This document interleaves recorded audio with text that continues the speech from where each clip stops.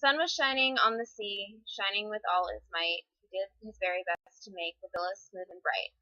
And this was odd because it was the middle of the night. The moon was shining sulkily because she thought the sun had no business to be there after the day was done. It's very rude of him, she said, to come and spoil the fun. The sea was wet as wet could be, the sands were dry as dry. You could not see a cloud because no cloud was in the sky. No birds were flying overhead, there were no birds to fly. The Walrus and the Carpenter were walking close at hand. They wept like anything to see such quantities of sand. If this were only cleared away, they said, it would be grand. If 7 maids with 7 mops swept it for half a year, do you suppose, the Walrus said, that they could get it clear? I doubt it, said the Carpenter, and shed a bitter tear.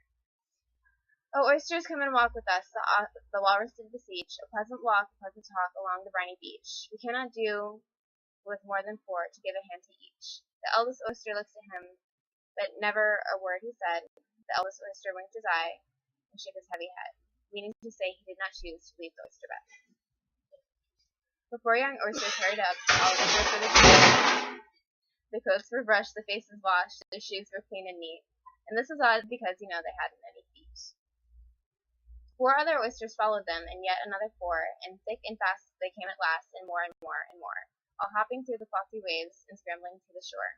The Walrus and the Carpenter walked a mile or so, and then they rested on a rock conveniently low. And all the little oysters stood and waited in a row. The time has come, the Walrus said, to talk of many things, of shoes and ships, of sealing wax, of cabbages and canes, and why the sea is boiling hot, and whether pigs have wings. But wait a bit, the oysters cried, before we have our chat. Some of us are out of breath, and all of us are fat. No hurry, said the Carpenter, and thanked him much for that. A loaf of bread, the Walrus said, is what we chiefly need. Pepper and vinegar, besides, are very good indeed. Now, if you are ready, oysters dear, we can begin to feed.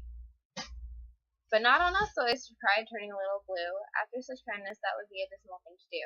The night is fine, the Walrus said. Do you admire the view? It was so kind of you to come, and you are very nice. The Carpenter said nothing but, cut us another slice. I wish you were not quite so deaf, I have had to ask you twice. It seems a shame, the Walrus said, to play them such a trick. And we've brought them out so far, and made them trot so quick. The Carpenter said nothing but, the butter spread too thick. I weep for you, the Walrus said, I deeply sympathize. The sobs and tears he sorted out, those of the largest size, holding his pocket handkerchief before his streaming eyes. Oh, oysters, said the Carpenter, you've had a pleasant run. Shall we be trotting home again? But answer came there none, and this was scarcely odd because they'd eaten every one.